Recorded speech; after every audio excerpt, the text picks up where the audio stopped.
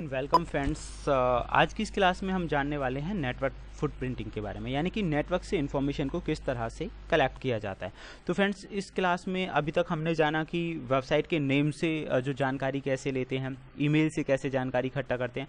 अब यहाँ पे थोड़ा सा आगे हम बढ़ जाते हैं कि अगर हमें वेबसाइट का नाम पता चल जाए या वेबसाइट के नाम से कुछ इन्फॉर्मेशन पता चल जाए, तो अब हम वेबसाइट्स के बारे में इन्फॉर्मेशन निकालेंगे कि वो रनिंग फेज में है या नहीं, या फिर उसमें कौन सा सर्वर का इस्तेमाल किया गया है, ईमेल के लिए कौन से सर्वर का इस्तेमाल किया गया है, और किस किस तरह से वो जो वेबसाइट है हम तक पहुंच रही है, उसके रास्ते में कौन कौन सी चीज़ें आती हैं। तो ये तीनों चीज़ें बहुत इंपॉर्टेंट है फ्रेंड्स।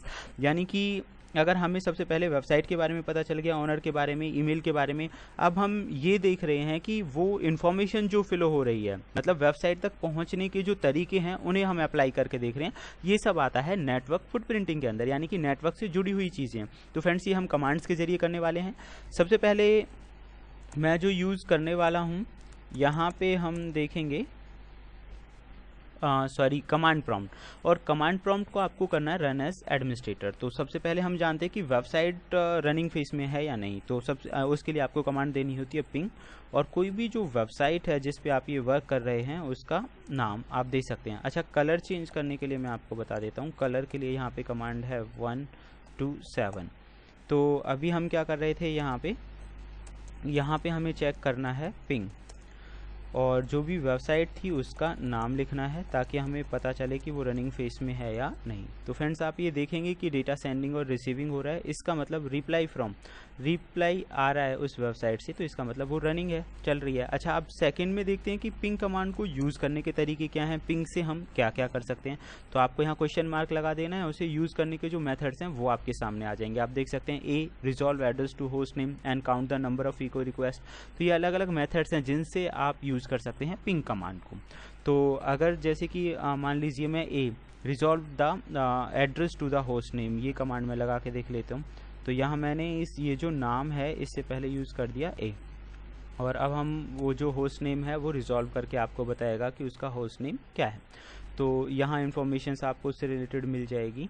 देन नेक्स्ट, अगर आप ये जानना चाह रहे हैं लाइक उसका बफरिंग रिकॉर्ड क्या है, टाइम टू लिव अगर जानना चाह रहे हैं, या फिर बफरिंग रिकॉर्ड जानना चाह रहे हैं, अगर इस तरह की चीज़ें जानना चाहते हैं तो वो उसके लिए आप कमांड यूज़ कर सकते हैं एल में। आप देखेंगे यहाँ पे साइज आपको शो कर रहा है, send the buffer size send करके ये चेक, कोई भी अटैकर जो है वो ये चेक करता है कि इसकी बफर लिमिट कितनी है। अगर वो इसमें सक्सेसफुल हो जाता है तो इसकी मदद से ही वो बफर ओवरफ्लो जैसे अटैक्स को अंजाम दे सकता है उस वेबसाइट पे, और उसे आसानी से हैक कर सकता है। बफर ओवरफ्लो अटैक हम प्रैक्टिकली आगे करेंगे, लेकिन यहाँ से आप ये चेक कर सकते हो कि उस वेबसाइट की जो बफरिंग लिमिट है वो कितनी है। और एफ फ्रैगमेंटेड पैकेट्स को सेंड करने के लिए यूज़ किया जाता है। तो दोनों कमांड हम एक साथ यूज़ करेंगे, एफ और एल, और उसके बाद चेक करेंगे कि उसकी बफरिंग जो लिमिट है वो क्या है। तो यहाँ पे हमने एक कमांड दी एफ, और यहाँ पे लिखा है एल फॉर बफर लिमिट। तो मैंने यहाँ 1200 डाल के देखा, तो आपको पता चलेगा डेटा जो रिप्लाई है वहाँ से आ रहा है, डेटा सेंडिंग रिसीविंग हो रहा है, इसका मतलब ये बफर लिमिट इससे ज़्यादा ही होगी।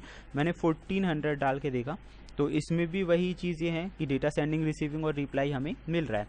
अब हम इस लिमिट को थोड़ा और आगे बढ़ा देते हैं। देन थोड़ा मैं इसे क्लियर कर लेता हूँ, लिमिट को हम थोड़ा आगे बढ़ा देते हैं। मैंने 14 की जगह यहाँ पे 1500 कर दिया, और देखते हैं फ्रेंड, जैसे ही हमने 1500 किया वो हमें शो कर रहा है packet needs to be fragmented, but defragmentation set, DF होता है डीफ्रैगमेंटेशन के लिए। तो इसका मतलब है इस वेबसाइट की जो बफरिंग लिमिट है वो 1500 या इससे ज़्यादा है। अगर इससे ज़्यादा कैरेक्टर्स का बफर ओवरफ्लो इस पर किया जाए तो साइट क्रैश होने की संभावना है। तो फ्रेंड्स, ये हमें पता चल गई पिंगिंग की मदद से। ऐसे ही एक और कमांड है, जैसे कि हम जान रहे थे कि भाई वो जो इन्फॉर्मेशन है वो आप तक पहुंच कैसे रही है, तो उसके लिए होता है ट्रेसट का पूरा नाम होता है ट्रेस रूट। तो ये आपको बताएगा कि कोई भी जो वेबसाइट है आप तक पहुंचने में कितने होप्स से होकर गुजर रही है।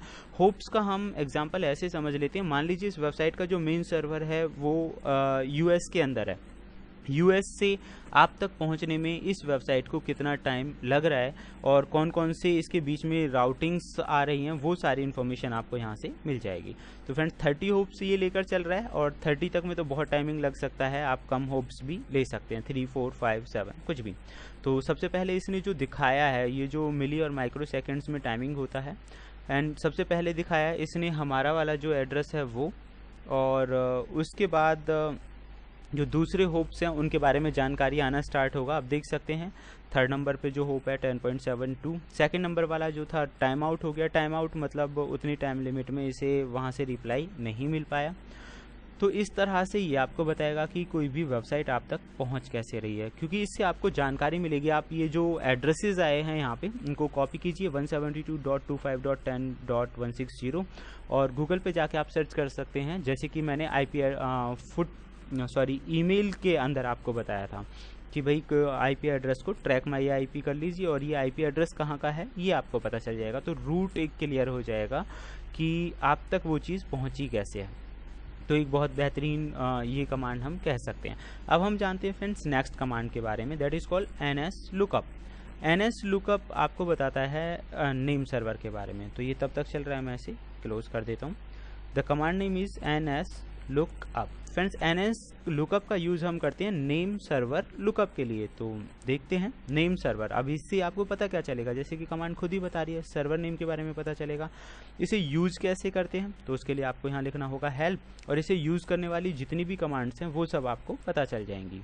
नेम है, ऑल है, रूट वगैरह। तो आपको जानना है ऑल। सबसे पहले आप ऑल मतलब सारी इन्फॉर्मेशन मिलेगी सर्वर वगैरह सारी चीज़ों के बारे में। तो यहाँ मुझे लिखना है जो भी कमांड देनी है आप दे सकते हैं यहाँ पे। तो मैंने कर दिया यहाँ पे वेबसाइट का नाम, और इसके बारे में जो सर्वर की इन्फॉर्मेशन है वो आपको पता चल जाएगी। तो फ्रेंड्स यहाँ हमें दिखा रहा है नेम, एड्रेस, एलियासेस, ये इन्फॉर्मेशन हमें मिल गई। आईपी एड्रेस वगैरह पता चल गया है। ओके, थोड़ा सा हम इसे एग्जिट करके क्लियर कर लेते हैं स्क्रीन को, और अगेन मैं यूज़ कर रहा हूँ ns lookup। तो वेबसाइट हमने सेट कर दी थी www. जो भी वेबसाइट का नाम है वो। अब हम इसके मेल एक्सचेंज के बारे में अगर जानना चाहते हैं कि भाई कोई भी जो वेबसाइट है उसका मेल एक्सचेंज सर्वर कौन सा है। मेल एक्सचेंज मतलब जिसकी मदद से वो मेल कर पाता है। तो आपको यहाँ कमांड देनी होगी set type mx। mx stand for male exchange. और जब आप दोबारा से वही वेबसाइट लिखेंगे तो उसके मेल एक्सचेंज सर्वर की जानकारी भी आपको मिलेगी। तो आप यहाँ नीचे देख सकते हैं mx references 0 mail exchange server का नाम यहाँ पे आ रहा है, दैट इज़ mail.qualityplus.com। ये इसका मेल एक्सचेंज सर्वर है। तो इस तरह से ns lookup कमांड का भी आप इस्तेमाल करके देख सकते हैं, जो कि काफ़ी हेल्पफुल होती है नेटवर्क फुटप्रिंटिंग के अंदर। तो फ्रेंड्स फिलहाल इस वीडियो में सिर्फ इतना ही कि किस तरह से किसी भी वेबसाइट की अंदर की जानकारी आपने निकाला, आपने पता लगाया वेबसाइट रनिंग फेस में है या नहीं है। दूसरा पता लगाया उसमें क्या बफर ओवरफ्लो और दूसरी जो वल्नरेबिलिटी छोटी छोटी जो चीज़ें हैं उनके बारे में। तीसरा उसका मेल एक्सचेंज सर्वर कौन सा है और उसका सर्वर कौन सा है, इस तरह की चीज़ों के बारे में।